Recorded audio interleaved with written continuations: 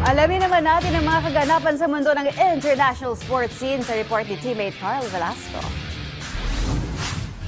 Pinangunahan ni French superstar Kylian Mbappe ang Real Madrid para sa isang penalty deciding game kontra sa Osasuna ng La Liga nitong nakaraang Miyerkules. Bahagyang natakasan ng Los Blancos ang Rojillos matapos ang isang 1-0 win kung saan nanatili ang bola sa panig ng home team ng halos buong first half. Ilang on-target shots ng pinakaulan ng mga puti, ngunit hindi ito umubra sa veteran Spanish keeper na si Sergio Herrera na maigi ang pagbantay sa goalpost. Pagdating ng 50th minute mark, kinawaran ng isang penalty shot si Mbappe matapos ang isang foul ng left back na si Juan Cruz. Sa loob ng penalty area, hindi naman nag-atubili ang French booter na ipasok ang kanyang ikawalong La Liga penalty shot para iangat ang Real Madrid sa ikawalong pwesto ng league standings. Today, I'm stepping off the court and not away from the game. John Wall is in the field.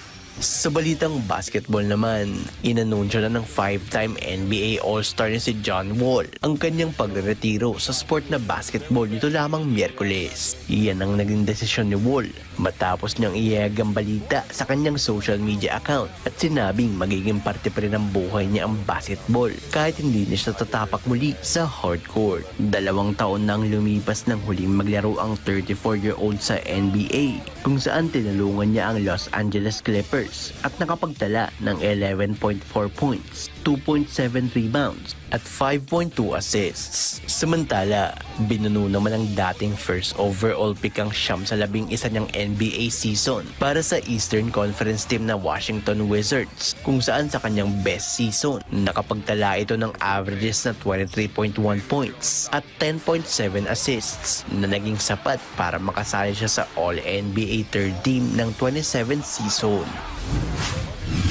At sa balitang volleyball, hindi maglalaro si Vietnamese power hitter Nguyen Thi Bích Thu Nhuyen sa gaganapin na 2025 FIVB Volleyball Women's World Championship sa Thailand. Yan ay matapos maggaya ng isang withdrawal request ang 25-year-old 3 araw bago magsimula ang torneo matapos ang bali-balitang player eligibility requirements ng naturang liga. Matagal nang may kontrobersya tungkol sa kasarian ni Thu Nhuyen kung saan ayon sa kanya, kulang sa transparency at respeto ang nasabing bagong panuntunan na naging dahilan ng kanyang pag-atras. Malaking dagok naman ang pagwala ng reigning AVC Women's Volleyball Nations Cup MVP kung saan isa rin si Thu Nhuyen sa top scorer ng naturang kuponan. Samantala, makakasama ng ranked number 22 na Vietnam sa Pool G ang ilang powerhouse teams na Poland, Germany at Kenya. Magsisimula ang FIVB Volleyball Women's World Championship ngayong Biyernes, August 22 hanggang September 7, nagaganapin sa ilang mga syudad sa Thailand.